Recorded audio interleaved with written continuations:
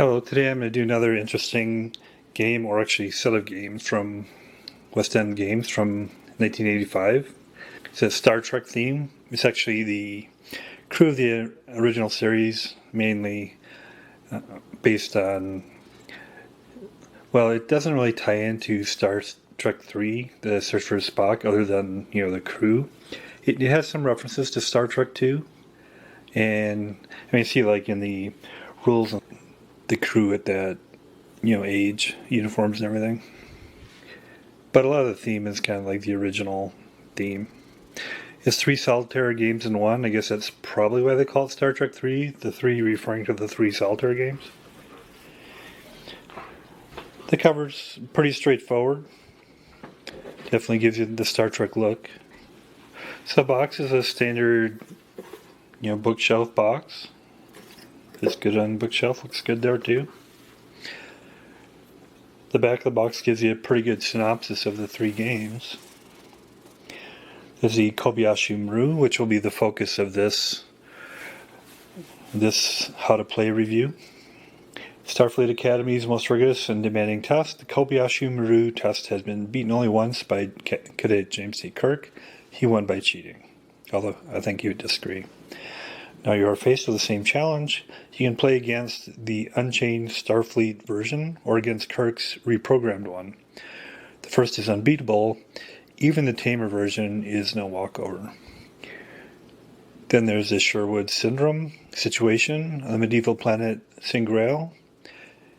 A Federation sociologist has betrayed the Prime Directive and elevated a feudal lord to planetary dictator. Enterprise's mission: depose him without using advanced technology. Solution: don forest green and gather a group of many men to oppose King Ivan's evil rule. And then lastly, and maybe leastly, Free Enterprise, a fad for lime green froth nobles, sweeping the system, but on glisten 4, apricot snout silks are all the rage. What do you buy? The trade mad Glista, a wealthy and advanced race, have said they will join whichever culture proves the superior trader. So for 2 frenetic weeks, the crew of the Enterprise must outguess, outtrade, and outsmart the Klingons. Warning: the Klingons are rumored to be stockpiling Thrint whistles. Includes 3 short rules booklets, 3 maps, 400 counters, decimal die, plus counter tray, with luck on lid and game box. So there's a lot in the game. A little more theme to set up the Kobayashi Maru. Dispatch from the office of Admiral James C. Kirk. Sam Savik to report to Kobayashi Maru testing area for additional training mission. Savik gives you a chance to run in the reprogrammed version. Don't think it will be a piece of cake. Earth idiom easy. Of course, in Star Trek 2, she did the full version. It wasn't successful. The purpose of this test is to complete a rescue mission under most difficult conditions. Please assume that all occurrences are real and act accordingly. Your performance on this test can be the difference between a career in the Starfleet and then an end of your stay at the Academy. So it's set up. You can do either the full version or the Kirk modified version, which is fun. And in the box, first you have this sheet that basically gives another brief synopsis of the 3 games. And then each of the games has, a full set of rules and a map. And Sherwood Syndrome, I might actually look at this one in detail in the future. Again, the focus of this one is Kobayashi Maru. But the rules look fairly straightforward, and it's got 12 pages in the rule book, but most of that is paragraphs. So I definitely might look at that one in the future. The premise is they basically go to another planet that's similar to Earth in the past, and which isn't inconsistent with the original series, because they went to planets that were kind of like Rome, and sometimes they did time travels back to Earth in earlier times, like gangster times, etc. So it's not. It seems a little bit silly, but some of these original Star Trek episodes were meant to be a little bit silly, so that might be alright. Because either you got Scotty with a mustache, and they're kind of, you can tell it's more from kind of the Star Trek 2 ages. Here's the map. Not a huge map, but a lot going on there. Very colorful. Evocating the medieval theme. But it's kind of a thick paper, thin card kind of thing. The other one, Free Enterprise. I don't know if I'll be trying this one. I'm not really into, trading games, which this is. Again, a full rule set. This time 8 pages because it doesn't seem to have paragraphs. I'll probably give it a shot and see if it's worth doing a review. I don't know.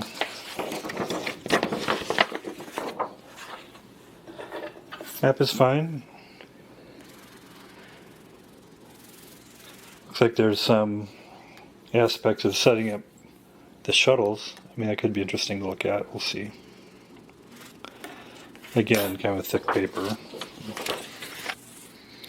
And then there's the Kobayashi Maru, which we'll go into in detail, of course. Then here's the tray. Comes with a nice interference fit cover on it, which is not good. It's got they call it decimal dice. It's a 20-sided dice with zeros and ones, etc. listed twice, obviously. It's always interesting what they do with dice in these games. It's nice, but it doesn't, you don't get the colored, numbers and that pop out, or I guess 10-sided dice must not have been super popular at that time, so maybe they weren't readily available, something like that. So it was an interesting thing looking at these older games. Good mix, 400 counters. For all 3 games I have them in here, of course. This is Kobayashi Maru up here. And on this Scotty looks like a younger version, but you get the idea. And I tend to clip around the counters and makes it a little bit nicer, but they're good. For the Kobayashi Maru, there's 100 counters. This is all of them. These are the unique ones here. Of course, here's the indicator for the Enterprise. And then for the different crew, Uhura, Chekhov, Security Guy, Saavik, Sulu, McCoy, Spock, Scott. The only thing that indicates it's really from Star Trek 3 is this Saavik. Is this Saavik of Star Trek 3 and not the Kirstie Alley Saavik of Star Trek 2? A little bit of trivia. It's interesting also that the Scott is like the original series Scott and not the one from the Star Trek movies. It's just a little bit interesting. And these are various status markers: hull, power level, air supply, DEFCON phase, different computer status, scout, asteroid beacon, indicators of the tactic, Coromite maneuver, warp 8, hidden asteroids, dead stop, jettison warp, nacelle. And that's the Kobayashi Maru. These are a few buoys. On the back of these, they're green because you randomize these with the different, green reading markers. So that's the way they're randomized. And these are Klingon ships, a dummy marker. These are different types of ships. These are some battle markers, plasma bolt, cloud effect. A couple more status of systems up and damage. These are battle damage markers, damage 1 through 4. So the readings effects, let's kind of go through what they are, and then we'll talk about how to use them when we get to the rules. Flare sensor radio, flare radio computer. This is systems effects. Flare sensor computer, asteroid, cloud, Kobayashi engine, -2, +1, 0. A ghost artifact that it's nothing. Just remove it when you see it. Homer 2, Homer 3, Homer 1. These are radio homers. Beacon, Klingon scout, lifeboat from the Kobayashi Maru, One is a fast pickup, and one you take one casualty. There's the map. A lot of information here. A lot going on here. This is a three-dimensional kind of tracker of where ships are.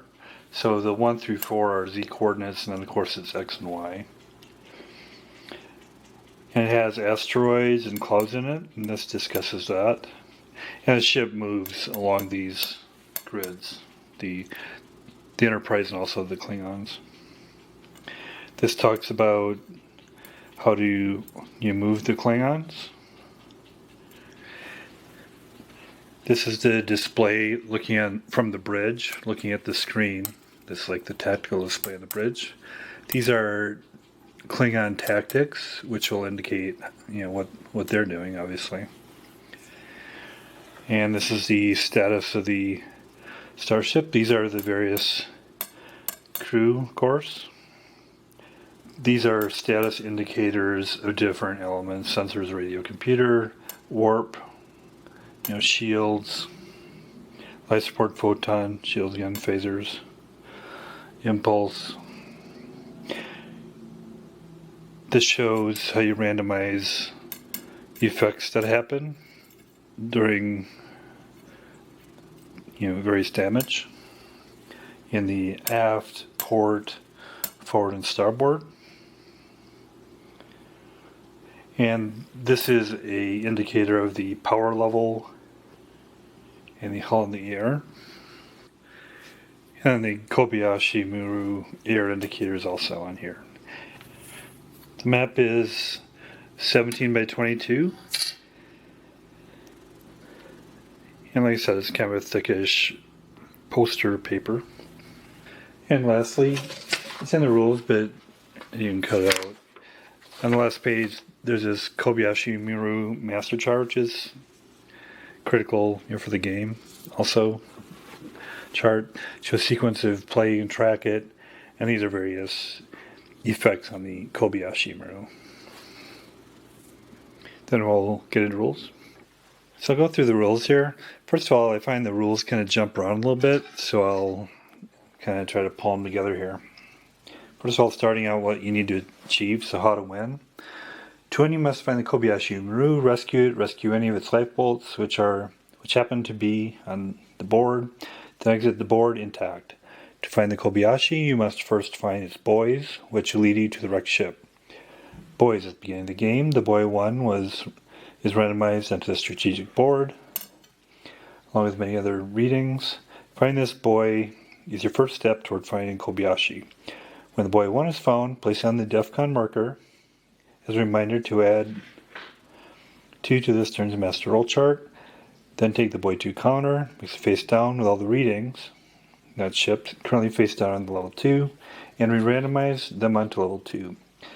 If there are no face down readings on level 2, simply randomize the buoy 2 to level 2. When you find the buoy 2, this may not be very difficult. Repeat the above procedure, only mix and randomize the buoy 3 with the face down readings. Again, these are a variety of readings. Face down on level 3. When you find the buoy 3, place the counter on the master chart as usual. Now mix and randomize Kobayashi Maru counter with all face down readings on level 4. You now know that the ship itself is down there somewhere. Rescuing the Kobayashi Maru. When you find the ship, even the subscribers aboard is also to warp and cell cannot move. This is a slow process. To return it, in which you first find the Kobayashi, the roll on the master chart is +4, which is noted on the counter. This is the master chart. It takes 2 turns to rescue all crew members.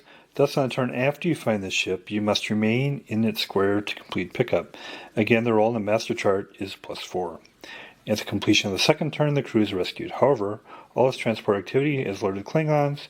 At the end of the turn, after Klingon movement, turn all counters currently in the map face up. Usually they're hidden until you see them. Klingons disactivated will not move until the next Klingon movement phase. If there are lifeboats, you must rescue them to win. The air supply does not apply to them.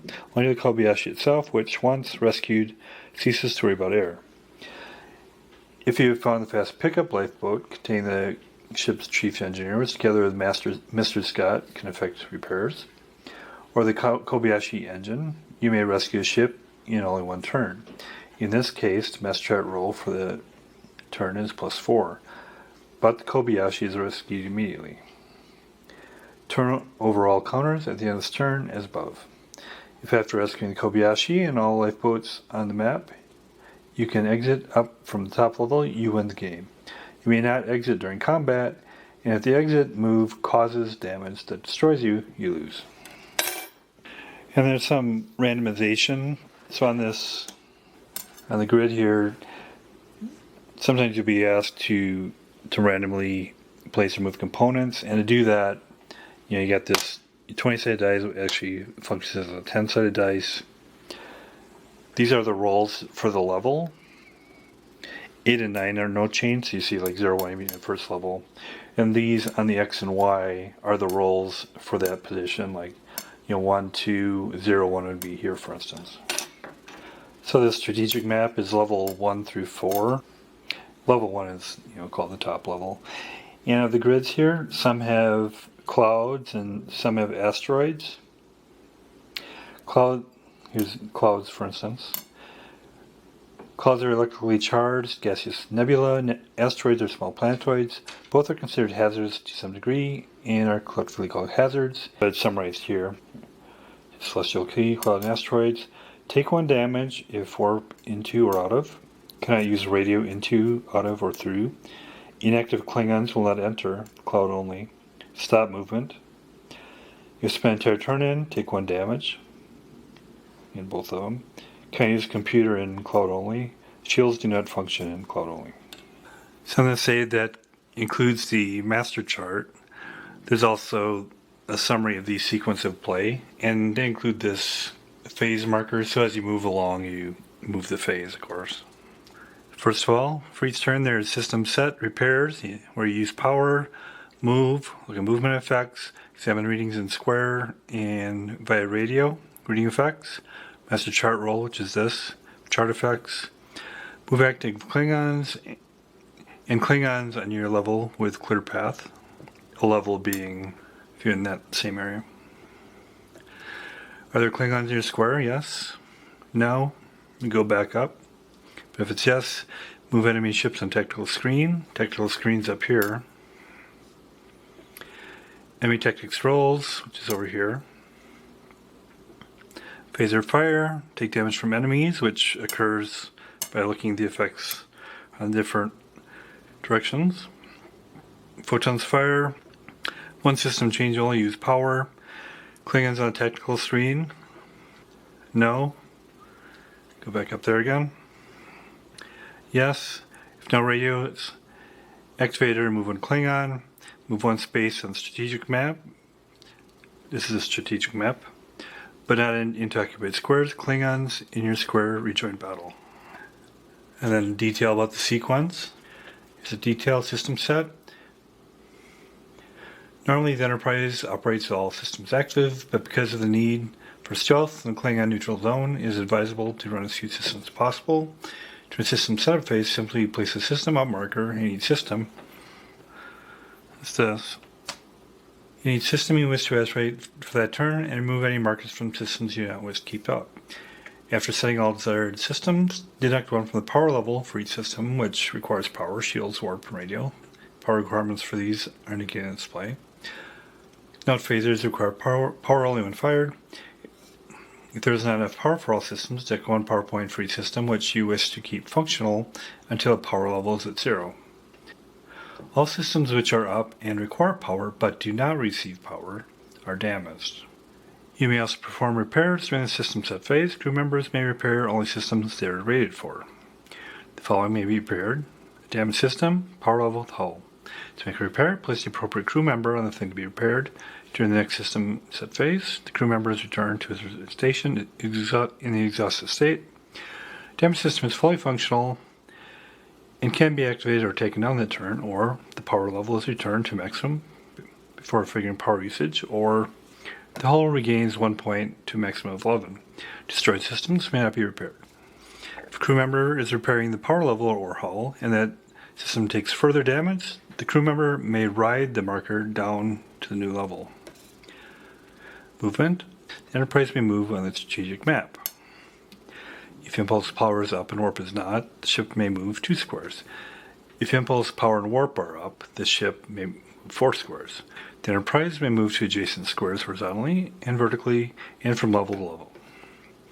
Ships never move diagonally. The Enterprise must stop moving upon entering a square containing Klingon, reading, or hazard. Movement effects. In this phase, any damage is due to movement assist.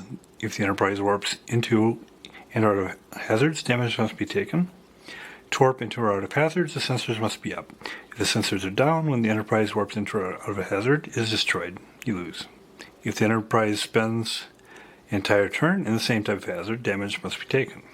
This applies only if the ship never left the hazard at any time during the turn, and if it spent the entire turn in the same type of hazard.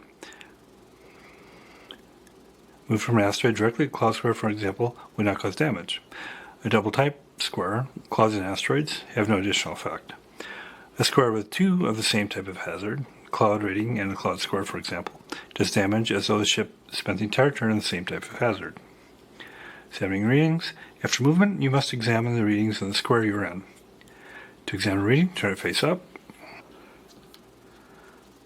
So an asteroid, for instance. Unless there's a cloud, asteroid, or flare which damages the radio, you may examine an additional reading by radio if the radio is up. You must examine all readings in the square. If the computer is up, certain types of readings can harm you, and are left face down to signify this. After assessing the effect of the reading, return the reading face up to the square, strategic map, and leave it there. It will affect you again if you enter the square again. Reason effects. Asteroids. If asteroids are present in the square, damage assessed is noted. Beacon. A Klingon beacon designed to alert the Empire to enemy activity in the neutral zone. Fortunately, beacons often malfunction, so Klingons sometimes ignore them. Whenever the Enterprise occupies a square containing one of these, 3 is added to the roll of the master chart for that turn. Cloud, a normal cloud square for all purposes. If clouds are already present in the square, damage is assessed. Flare and intense burst of radiation, which could cloud delicate systems. Each flare has 2 systems listed on counters. If those systems are up when the flare in your square is revealed, not by radio, those systems are immediately damaged. Ghost, sensor ghost, there's nothing there at all. Just remove it. Kobayashi boy. Kobayashi engine. Kobayashi is detached warp cell. If you found this when you've find the ship south, the rescue can be completed in one turn set 2. Kobayashi Maru, direct ship. Lifeboat. Each lifeboat must be rescued to face up the map. One allows you to absorb damage. It contains damage control experts. The other contains Kobayashi's engineer. It allows faster recovery, 1 turn instead of 2. Mine, gravitic mines. Immediately randomize the mine into the tactical screen and make tactics roll for it as though it were a plasma bolt. Assess damage to the ship immediately and return the mine to the strategic map. Radio Homer, another Klingon device designed to detect sensor and radio emanations. If the Homer is revealed in your square while you have the radio up, or if it is revealed by radio, immediately activate the number of Klingon ships listed on the counter. Scout, Klingon ship disguised as a reading, an active Klingon scout for all purposes. Master chart roll. After all effects of readings have been assessed, you must make a die roll on the master chart, cross-index the current DEFCON Klingon defense condition with your roll to get a coded result. Subtract 3 from the number of systems you have up and add the result to the die roll. Add to the die roll as appropriate for beacons and buoys discovered during your turn. And for rescuing Kobayashi, each of these counters is printed with this die roll modifier as a DEFCON level, which you indicate. And these are the rolls. Master chart results. Each of the master chart results appears as a letter, number, code. A is activation check. Immediately roll for a random map level. If there are inactive Klingons on the level rolled, immediately activate 1. If more than one A appears, you must roll 1 for each. 1 for each one. Cloud effect. Clouds jam sensors to degree. When a series of results is obtained and the Enterprise is in a cloud square, draw one counter from the cup, place it face up in the square, apply its effects immediately. If it's a beacon, roll on the master chart again, adding 3 to the die roll if it's Klingon is active. K, Klingon random movement. Immediately roll for a random map level. And if there are inactive Klingons at that level, roll again. On 1 and 2, all these Klingons rise to the next highest level. Or if they are in 1, there is no effect. On 3 to 5, pick up all Klingons on the level and re-randomize them on a level. On 6 to 8, all Klingons on the level drop to the next lowest level. On a roll of 9, they do nothing. As to the beginning of the game, if Klingons end up in a cloud or in the same score as the other Klingons after randomizing, they should be moved to adjacent empty spaces on the same level. If any are moved on the Enterprise, they may become active. Life support check. If the Enterprise life support system is not up, immediately roll on either the forward or aft crew damage table and apply the result. As air supply, reduce Kobayashi Maru air supply, marker 1 point. You lose if the Kobayashi runs out of air before it's rescued. Star, asterisk, special. Roll again on the table at the bottom on the master chart and apply the result. Removal, allows one chit to be removed from the level floor. If looking at it, put it back in the cup. If it is a boy or Kobayashi, do not put it in the cup. Instead, mix it with all the readings on the level and re-randomize. For repair, allows one system crew member, power level, or hull to be repaired, normally without exhausting a crew member. 1, draw one ship from the cup without looking at it. Randomize it face down on the 4th level. Pointer, DEFCON increase, move the DEFCON marker up 1 step.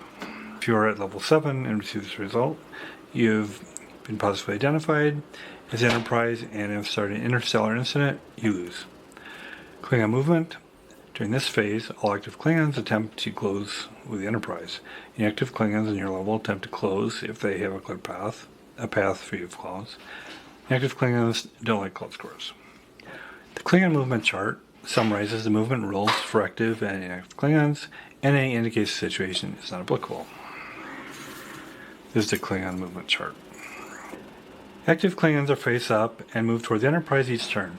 First, check to see if clear out of 3 squares the Enterprise's square exists. If not, follow these rules. If they are on the same level as the Enterprise, they move toward by the shortest possible route, regardless of hazards. If they are above the Enterprise, they move to the corresponding square in the level, and then down.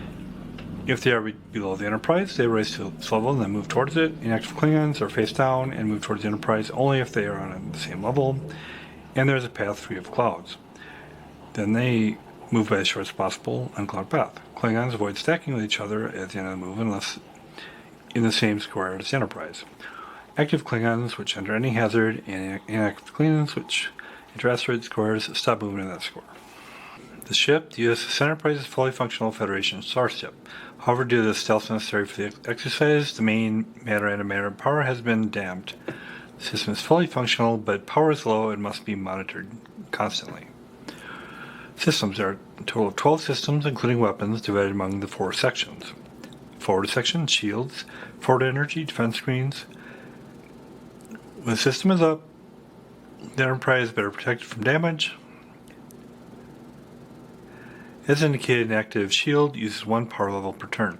Sensors, short-range sensors and detectors. The system must be up for the computer and ready to be used. In addition, sensors must be up in order to warp into or out of clouds and asteroids. If they're not, the ship is destroyed. You lose. Computer, the library computer, tied into the main data banks on board of the Enterprise. When the sensors and computer are up, the 3 computer display markers may be set to protect the Enterprise from certain types of readings. Each counter is double-sided, so only 3 of the 6 types of readings may be protected from at any one time. If you encounter a reading you are protected from, leave the counter face down. It has no effect. The computer may not be used in the cloud square. Radio, both a subspace radio and associated long-range sensors. The radio allows the Enterprise to examine readings at a distance. It may be used to examine 1 reading per turn, and only for readings on the same level as the Enterprise.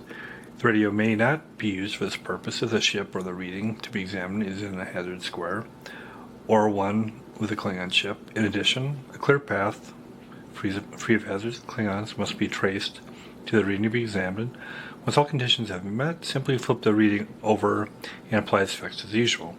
The computer cannot protect from readings examined via radio. The radio is also used to prevent Klingon activation during the combat sequence. As indicated, the radio uses one power level. Starboard section. Shields, starboard energy defense screens. Impulse to sublight speed drive. Aft section, shields, aft energy defense screens. Life support, and environment control systems. If life support is down, when an L result is obtained in the master chart, choose whether C4 aft section and roll on the crew damage table of the chosen section. Phasers, the primary weapon system in the Enterprise. Phasers are used in combat to damage or destroy enemy ships. Phasers use power only when fired. Photon torpedoes, the other weaponry of the Enterprise. Photons are more powerful, but less predictable than phasers. They use no power. Port section, shield, port energy defense screens, warp drive, the faster than light drive of the Enterprise. To activate the system, impulse power must also be active. Warp drive requires one power level. The crew. There are over 400 crew members in the Federation starship, but only the key personnel are represented in the game. Each crew member is rated to repair systems on the ship. The system a crew member may repair is parenthesized on his counter. Savik, the half Vulcan, half Romulan cadet commander of the Enterprise. Consider yourself in her shoes. Savik may repair any system on a ship, including the hull and power level. If Savik loses consciousness, you lose. Sulu, chief helmsman and navigator. Sulu may repair impulse and warp drives only. If Sulu loses consciousness, the warp drive may not be used. Chekhov, the other navigator. Chekhov may make the same repairs as Sulu. If Chekhov is unconscious, the warp drive may not be used. If both Sulu and Chekhov are unconscious, the impulse drive is damaged and must be repaired before it can be used. Uhura, the radio communications officer. Uhura may repair the radio sensors only. If she's unconscious, the radio may not be used. Spock, the acting first officer and actual commander of the Enterprise. Spock may repair any system on the ship, including power level and hull. He also runs the computer, and if he's unconscious, the computer may not be used. McCoy, the chief's medical officer, he may not repair systems, but may repair other crew members. Apply him to the crew member to be healed, as though it were a system. In the next system set phase, McCoy is exhausted, and the crew member is fully functional. Unconscious crew members may not be repaired, nor may McCoy heal himself. Scott, the ship's chief engineer, he may repair any system on the ship, including power level and hull. Power level begins at 20. One is deducted for each system requiring power that is up at the end of the system set phase. If there is not enough power for all systems, as many systems as possible are given power until the power level hits 0. All remaining systems which are up and require power are damaged. When the power level is repaired, move the marker back to the 20 space on the track. If the warp drive is destroyed due to the combat, the power level immediately drops to 10 and may never be set higher than 10. Flip the power level marker over to show this. If the power level is below 10 at the time, it does not drop, but may never rise above 10. Hull, normally damage to the Enterprise, is absorbed or deflected by energy screens. However, if the shields are not up, the damage will sometimes be taken directly to the hull. If a damage result is a result, it says power hull, number power hull. That many hits are applied to the power level. The shields for that section of the ship are up. If that section of the ship are up. If they're not, that many hits are applied to the hull. If the hull total reaches 0, the ship is breached, you lose. When the hull is repaired, the hull total is increased by only 1 point. Klingon activity, inactive versus active Klingons. Klingons begin the game inactive, indicated by face-down encounters. Inactive Klingons do nothing unless the Enterprise is on their level, or a K result is obtained on the master chart. As Klingons become active, their counters are turned face up and they begin chasing the Enterprise. Active Klingons on the same map level with the Enterprise that can trace a line of squares free of clouds to the Enterprise, move 3 squares toward the Enterprise, subject to normal movement limitations during the Klingon movement phase. If a K result is obtained from the master chart, Then all inactive Klingons on a random level are subject to a second die roll. On a 0 to 2, they rise. On a 3 to 5, they re-randomize. And on a 6 to 8, they drop. And it has no effect if there are no inactive Klingons on the random level, or if the random level roll is an 8 or 9, there's no effect. Inactive Klingons. Inactive Klingons in near clouds must stop upon entering an asteroid square. Never end movement in a square with another Klingon unless the square contains the Enterprise. Active Klingons on the same map level as the Enterprise always move 3 squares in an attempt to enter the Enterprise's square. The move will not place them in the Enterprise's square. They move toward the Enterprise by a short stroke. Active Klingons that are not on the Enterprise map level move to the corresponding square on their level and drop if the Enterprise is below them. Rise until they reach the Emperor's level if the Enterprise is above them. Active Klingons must stop upon entering a cloud or asteroid square. Never end movement in a square containing another Klingon unless the square contains Enterprise. How Klingons become active. Inactive Klingon can become active in one of 4 ways: finding a turn in the Enterprise's square, through an A result on the master chart, because of a radio homer, or if the Enterprise is engaged in combat without its radio up. If the Enterprise enters the same square as a Klingon, it must stop for the turn. If the Klingon moves into the Enterprise's square, it stops moving. In either case, Klingons in your square at the end of the turn become active and immediately engage in combat. If an A result is obtained on the master chart, roll for a random map level. If there are inactive Klingons on the level, choose 1 and activate it. Turn the counter face up. If there are no inactive Klingons on the map level, but there are active ones, choose 1 and move it as though you were the Klingon movement phase. If there are no Klingons on the map level, or an 8 or 9 is rolled on random level, nothing happens. If a radio homer reading is turned up by radio, or if you enter the square with a radio homer and you have the radio up, you must immediately activate as many Klingons as the number on the counter. These may be on any levels. If there are not enough inactive Klingons anywhere on the board, then additional active Klingons must be moved as though you were the Klingon movement phase. If there are not enough to fulfill the number, there's no additional effect.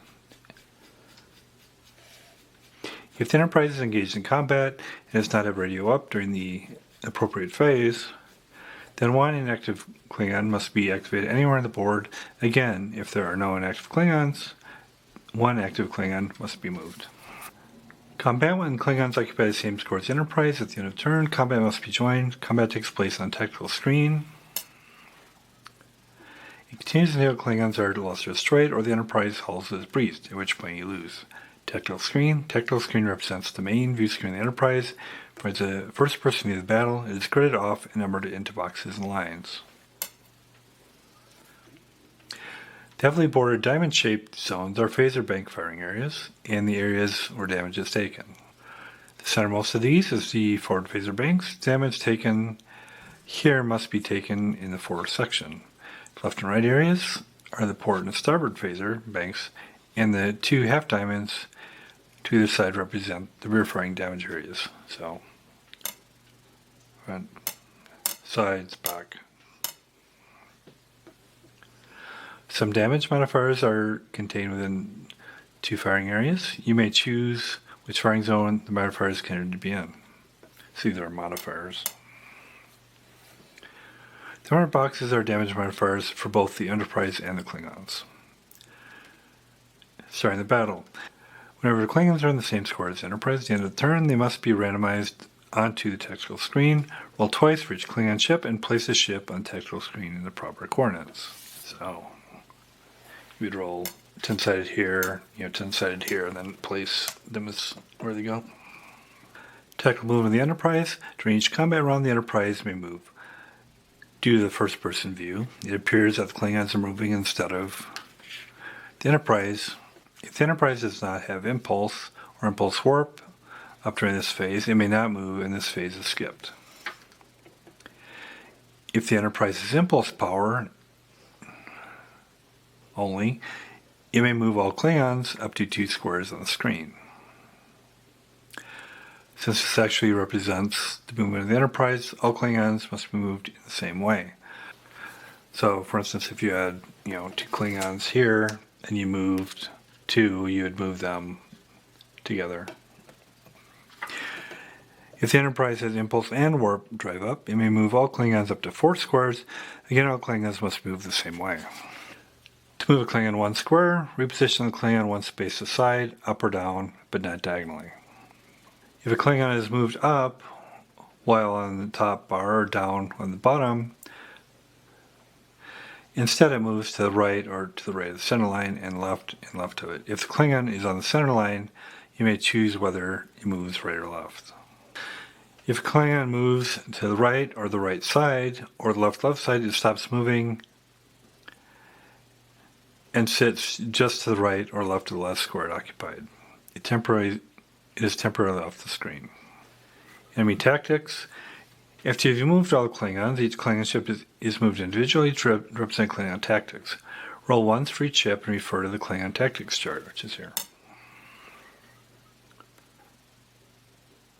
Cross-index the die roll with the roll corresponding to the type of Klingon ship that is moving. Starship, cruiser, destroyer, scout. From the result immediately, roll separately for each ship. So use the type, and that's the roll. So this chart here. P is, as far as plasma bolt, randomize one of the plasma bolt markers under the technical screen. Looking at the back. If the Klingon is off the screen, put it back on the Enterprise's square on the strategic board. The plasma bolt remains on the technical screen. RLUW. The Klingon ship moves 1 square to the right, left, up, or down. If this move places the Klingon off the technical screen, put it back on the Enterprise's square on the strategic board. A ship just off the screen to the right would return to the left move, and to the left would return to the right move. Otherwise, such movement tactics performed by ships already off screen are ignored. T, the Klingon immediately moves 3 squares towards the center of the nearest firing zone. If any part of the 3 square move places the ship in the center box, the ship stops there. A, the Klingon moves 3 squares, attempting to leave all firing zones and reach the right or left side of the screen by the shortest path. If 2 are equidistant, choose which to use. If Klingon leaves or is off the board, put it back in the Empire square of the strategic board. Hold. The Klingon does not move. If the battle is taking place in the cloud square, use the cloud row. See the Klingon tactics chart for all rolls of this battle.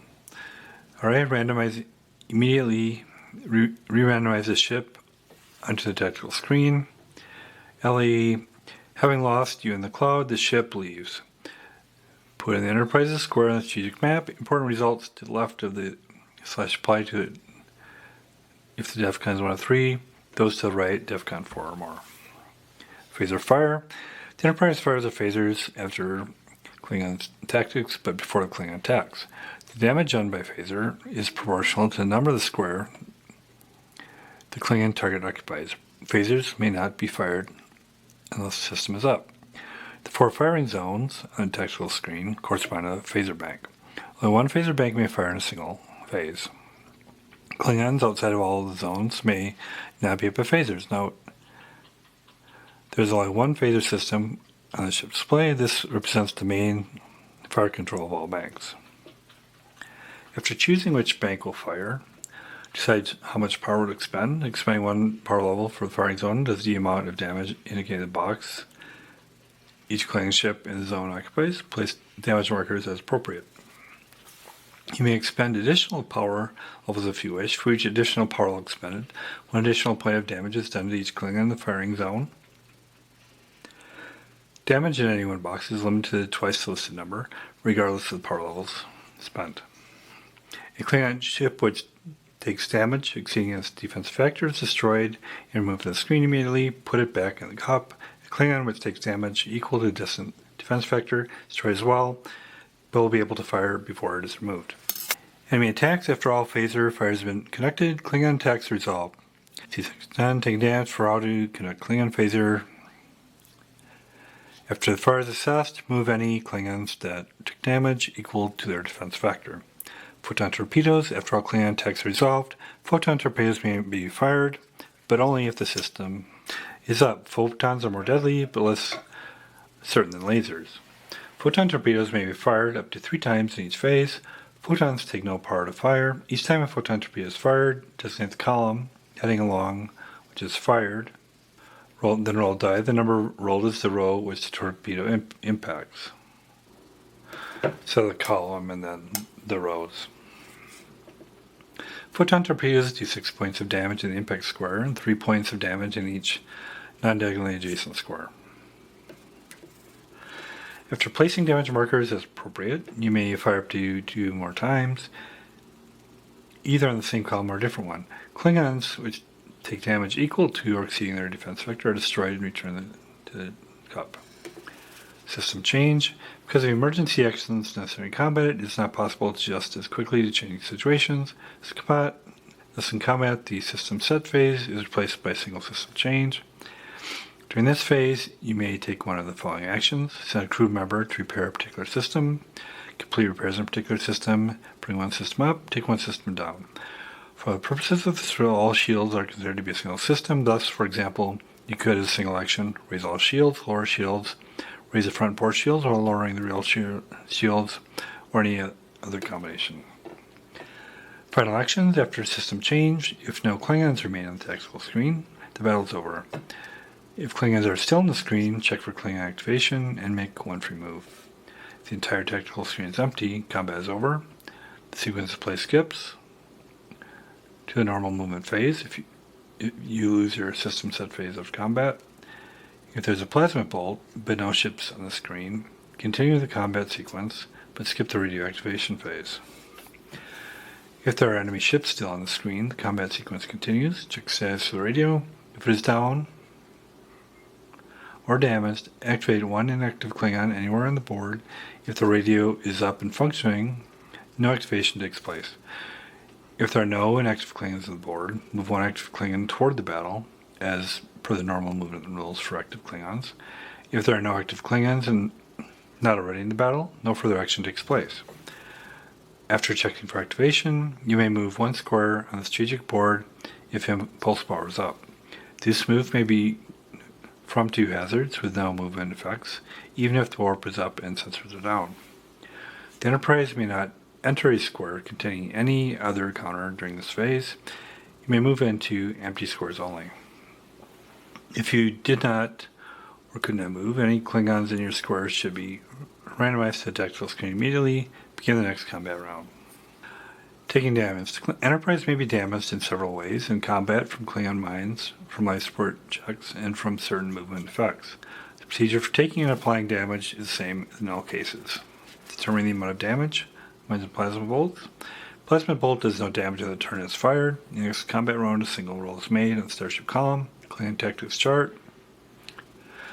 Only L's, R's, U's, and D's have effect. Move the bolt according to the die roll. After movement, if any, the plasma bolt is flipped over to show a damage modifier, which is added to the number in the square is on to determine the number of damage rolls which must be made. When a mine is encountered, it is randomized to a tactical screen, and a single tactics roll is made. The mine's damage modifier is added to the number in the occupied box to determine the number of damage rolls. If the mine or plasma bolt lies in a firing area, the damage must be applied to that section of the ship. Combat. After Klingon ships have made their tactics rolls and taken your phaser fire, they do damage. The amount of damage done is the attack factor of the ship plus the number in the box the ship rests on, expressed as the number of damage rolls that must be made. Each Klingon fires separately. If the Klingon is within a firing area, the damage must be applied to that area. If the Klingon is outside of all firing areas, you may choose which one section to take the damage in. Life support check. If an L result is obtained on the master chart while life support system is down, you must roll on either the fore or aft crew damage sections of the damage table. Shields absorb damage and channel it into the power level, which is much more easily repaired than the hull. Shields do not function at all in clouds. If damage must be taken to a section which has shields up, the number of damage rolls is reduced by 1. For example, if 3 front shields are up, only 2 rolls must be made, or if 1 damage roll must be made to your choice of sections. You may choose the front section. The active shield there would then reduce the damage to 0 rolls, and that ship would not be harmed. As noted on the Enterprise display, if all 4 shields are up and functioning, the number of damage rolls to any section is reduced by 2. If the result of a damage roll reads power hull and shields are down in that section, the damage must be taken to the hull. If the shields are up in the section, it is taken to the power level instead. Remember that each Klingon ship's attack is treated separately, thus if you were hit by 3 different ships for 1 damage, roll to your choice of section each, and you had an active shield, you could choose to make each roll in that section. Each would be absorbed 1 by 1, and you would take no damage. Because of electrical interference, shields do not function in cloud squares. Damage taken in cloud square is always applied as if the shields were down, although if you left them up, they would still use power. Damage due to asteroid movement effects may be absorbed by shields. Damage due to cloud movement effects may not. Damage rolls. After you determine the number of damage rolls to be made and the number absorbed by the shields, remaining damage must be rolled for the damage table of the affected section. If the starboard shields only are up, the damage is reduced to 2. 2 rolls must be made on the starboard damage table located in the Enterprise display. The effects of each roll are implemented before making any other rolls. All rolls from single source of damage must be taken before any other source is rolled for. For example, if the Enterprise is hit by a plasma bolt for 2 rolls in the aft and a Klingon ship for 2 rolls in the port, both rolls to one area must be made before you make any rolls in the other areas. Damage effects. There are 3 general types of damage: system, weapon damage, crew damage, and hull power damage. System and weapon damage are handled the same way. Down, system is taken down. If it is up, this simply means that you remove the system up counter. The system weapon is not damaged. Damage. System is damaged regardless of whether it was up or down. Place a system marker with a damaged side showing the system may not be used until it is repaired. Destroy the damaged system, which is damaged again, is destroyed. Turn the system marker to the destroyed side. Destroyed system may never be repaired. Crew members can be shaken or exhausted. Shaken. If a crew member is involved in repair, return the counter to the proper holding box standardized display, and the repair is interrupted. If the crew member is operating a system goes down. For example, if Sulu is shaken while warp drive is up, it goes down. Otherwise, shaken has no effect. Exhausted. The crew member is flipped to his or her exhausted side as though that person had just completed repair. If an exhausted crew member is exhausted again, he or she goes unconscious. Crew member who is exhausted in combat is also shaken. Unconscious, an exhausted crew member who is exhausted again goes unconscious and is removed from play. If that person is the sole operator of a particular system, that system may not be used for the remainder of the game. Hits are applied to the hull when the shields for a damaged section are down. If the shields are up, damage is applied to the power level instead. If the hull goes to 0, you lose. The power level may be repaired back to 20, regardless of its current level. The security man. The security man is a final crew member. His sole function is to absorb 1 damage roll. After rolling for a particular hit, say one which breaches the hull and destroys the ship, in which case you lose, you may instead elect to have the security man absorb the damage, ignore the effects of the roll, instead remove the security man from play. One of the 2 Kobayashi lifeboats is marked as takes one casualty. If you've rescued this lifeboat, it acts as an additional security man and can be used in the same way. There's no penalty for using the boat in this way. How to lose. There are many ways to lose Kobayashi Maru. Air supply. If the Kobayashi Maru air supply marker is moved to 0 on the track, the Maru has run out of air and your rescue efforts are for naught. You lose. You may, if you wish, continue playing in the effort to escape the board. This mitigates the loss somewhat, but not much. You will lose. Loss amount of power. If the impulse power is destroyed, the ship is dead in space. Sooner or later, the Klingons will find and capture you. You might as well blow up the ship. You lose. Loss of hull integrity. When the hull marker is moved to 0, on track the hull has been breached. Vacuum floods the ship. You lose. Loss of Sabbath. There is no point in continuing the test at this point. You lose. Interstellar incident. If the DEFCON reaches 7 and the subsequent roll on the master chart equals 11 or more, the Klingons have identified you and have proof of your violation of the neutral zone. An international incident is about to occur, which you lose, leaving something behind. If you leave lifeboats or the Kobayashi itself behind, you cannot win. Instead, you lose. Then variations, tactics counters. 5 special tactic counters. Suggested that you draw one at random for each time you have played the game and lost. Alternatively, you may wish to use all of them. Choose your favorite. Once drawn, this counter is held until each counter can be used only once per game. It has a different effect on the strategic board. Combat, dead stop. When playing combat, simulates complete shutdown of all systems to leave the enemy into believing he or she has destroyed you. May be played after any damage was taken. Jettison warp nacelle. When played in combat, this instantly destroys all Klingons currently on screen. When played on a strategic board, it must be played during the system set phase. Warp 8, like the other tactics, this one may be used any number of times during the game. You may have warp trade up and use it, and it takes 10 power levels. Playing asteroids, to play this effectively, you must be in the asteroid square. When played in combat, remove all Klingons from the screen and place them in the Enterprise's square on the strategic board. They have lost you. Kobayashi maneuver. This tactic can be used only in combat. You are broadcasting an intention to self-destruction using a Kobayashi device, which will destroy everything in a quadrant. Since you're broadcasting the code, they'll back off. Then the unreprogrammed version. If you want to play the version of Savik used the first time, to test, change the rules as follows. When setting up, use at least 10 Klingon ship counters. All Klingon ships begin face up. You may use no tactics jets. Whenever you make a damage roll, the system rolled is always destroyed. The crew member rolled is always unconscious, and the hull power lost is doubled. Then we'll get into setup and play. So showing setup here, which is shown in this section. First of all, there's the Kobayashi Maru marker and then 3 boys, and they have green on their back. And you set those aside, and you take all the green markers and all the red ones. The greens are sensors and the red are Klingon ships, and you put them in a cup and you mix them up, and then you draw 17. Set those aside. You take the one boy marker, which has a green back, put it, I'm not sure which one it is, but you put it on its back so you don't see what it is. And then you mix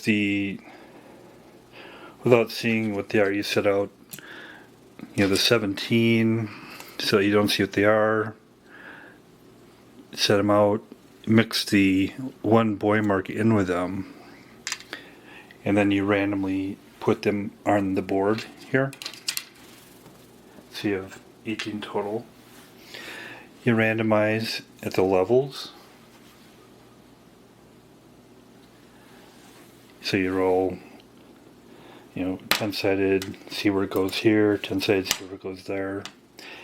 On the 4th level, you put 1 green marker and 1 red one. The 3rd level, you randomize and you do 2 green, 2 red. Second, 3 green, 3 red. And then on the top, you do the remainder. And if you need to have at least 6 of the green and 6 of the red. If you don't, you add until you get 6 of each at least. If any of the Klingons are in cloud scores, you move them so they're not. And then you don't want any Klingons on top of each other.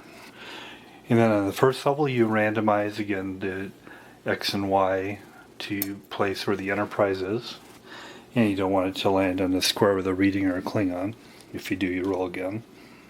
Then you set up the Enterprise display, put the crew members in their stated locations, put the power level, put the hull level, put the Kobayashi air supply level on the place on the record track.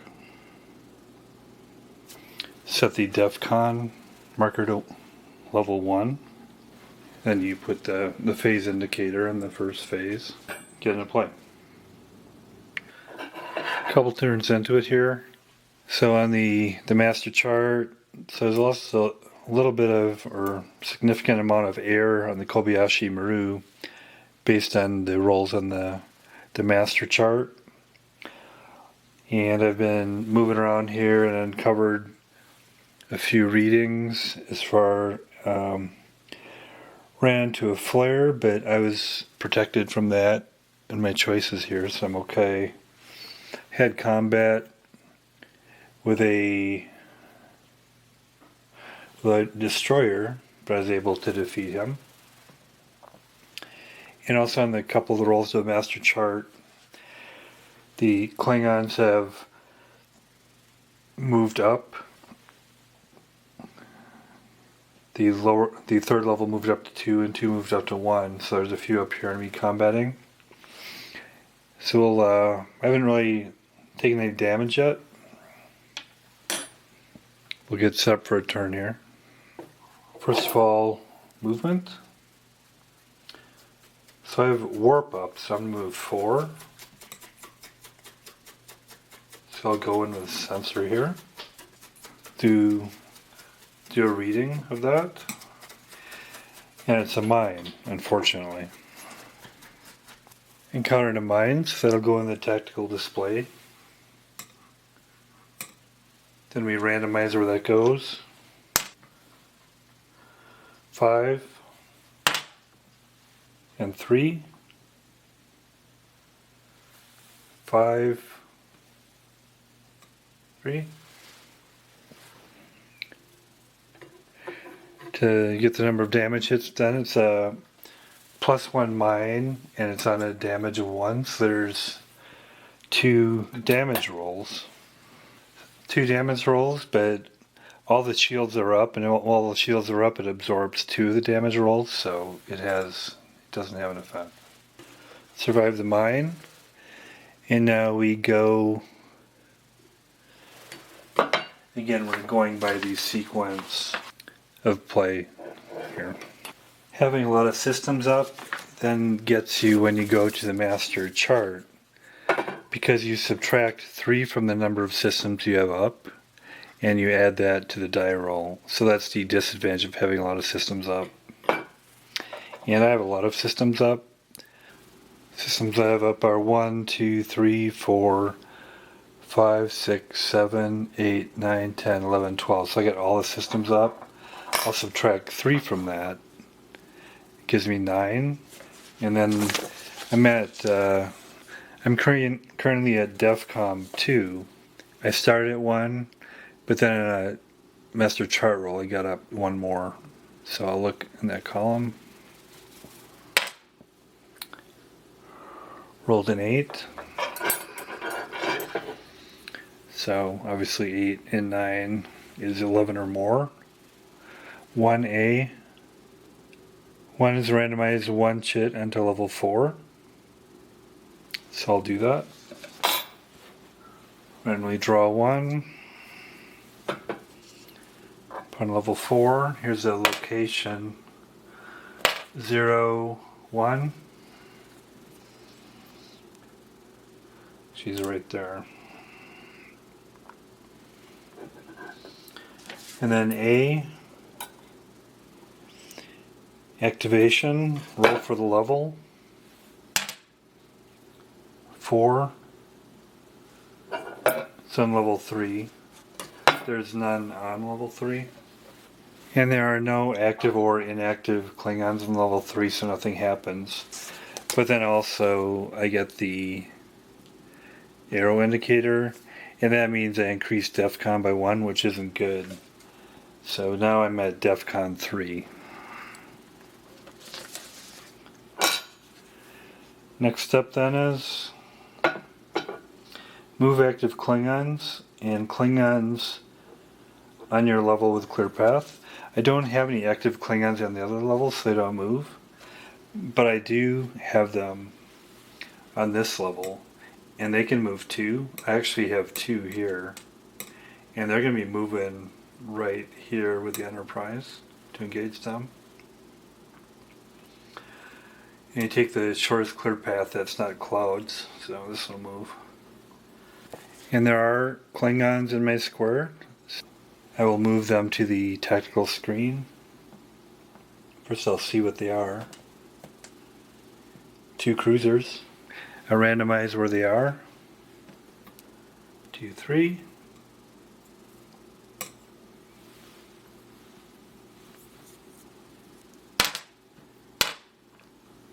And 7, 3. That's where the Klingons are now.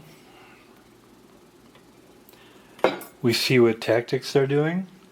They're both cruisers, and now we look at the Klingon tactics chart. Roll for the first one. His tactic is he's going to fire his plasma bolt. Do the other one. 3. R. He moves right one. So he'll move right one. He's going to fire a plasma bolt. As far as the plasma bolt, that won't detonate till next turn. Phaser fire. I'm going to put a phaser fire of... They have a defense factor of 4. And he's in a +1 spot, so he's going to do a... He's going to power of 3 to the laser. So we take away 3 spots there. And as far as, don't know if I mentioned initially, but when I initially set up, I have all the systems up, and the power that they take are 1, 2, 3, 4, 5, 6. It indicates the power, so that got me down to 14 initially. And after the laser firing, the damage is captured on the Klingon ships with these damage markers. And we would note that on the counters, so you have your +1, this is the increased amount of damage, and 4 is your defense. That's the amount of damage they have to take before they're gone. And then the Klingons fire. They both are cruisers that have +1 to their firing. This one is on the 1, so it 1 + 1, 2. The Enterprise has all its shields up though, and when they have all their shields up, they can reduce the number of attack rolls by 2, so he won't get any through the shield. This one, however, is a +1 and he's on a 2. He's got 3 die rolls and the shields only take 2, so one will get through. Looking on the master chart here, so we go to the correct DEFCON level, make a roll.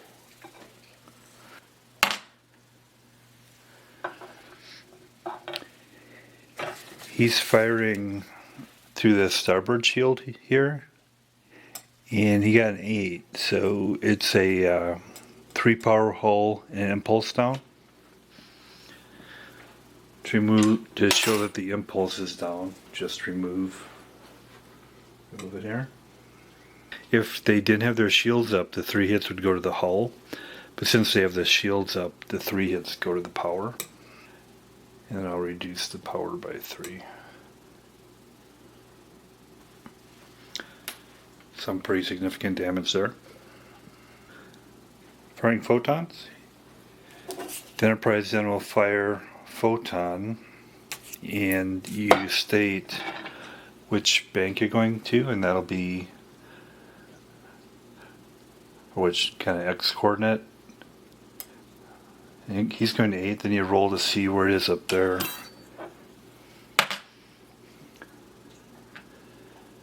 It's actually 4, hits right on there. And the way photons work,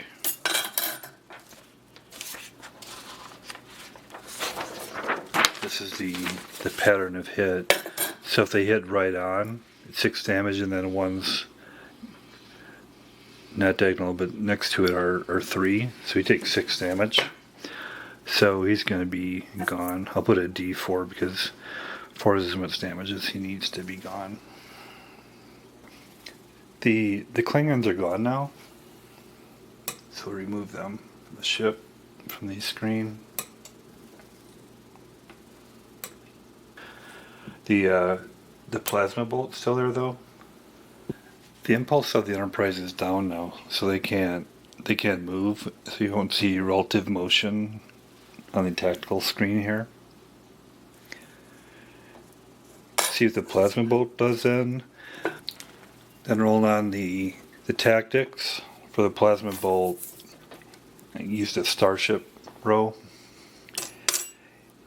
And I got a 3, which means it goes right. So it'll go here on the 0, flip over.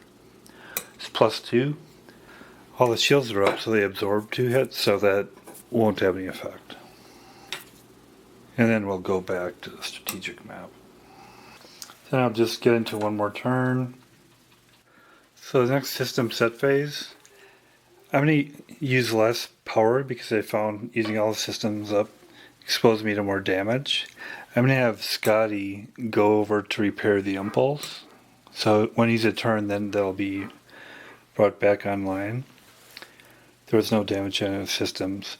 But I'm going to take down the photon torpedoes. I think I'll keep everything else up though, at least reducing it by 1. Do a movement. You can't do warp unless your impulse is up. So actually I can't move this turn. Then we'll do another master chart roll. We're at DEFCON 3 now. And we take the number of systems -3. So we have 1, 2, 3, 4, 5, 6, 7, 8, 9, 10. So add 7 to the roll. Got a 1, so I was probably lucky. Look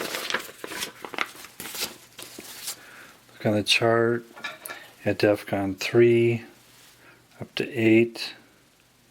L1. Life support check. And then randomize 1 chit on level 4. I'll do randomizing the chit. Drew Klingon. 3-7. Up here's a Klingon marker now. And then we'll do a life support check. So on the life support check, if the life support system wasn't up, then we would do a crude damage check. And the other 4 aft, but it is up, so that's not an issue. With Klingons, they stop when they get to asteroids. Okay, and that's the end of that turn. So hopefully that gives you a little bit of sense of playing Star Trek 3 from West End Games. 3 solitary games in 1. There's a lot to it. Hopefully me walking through the rules there will help you enjoy playing that. Once you get through the learning how to play it though, it's got a lot going for it, a lot of positives. It's a pretty unique game, I think, and obviously it's solitaire, which is nice to have. You know, it has those 2 other games in it as well, Free Enterprise and Sherwood, and the Sherwood game. Might try that one at some point too. I like that it's unique, and you get a feel of being the Enterprise and the original series kind of game. A lot of aspects to it. It's like I said, it's a bit complex, but as long as you're okay with complexity and taking a while to kind of understand how to do it, it definitely gives you a feel of being in the Enterprise and combating Klingons. Definitely recommend it because it's pretty unique, and I think it's pretty well done. I think I'll give it an 8. Thanks for your time.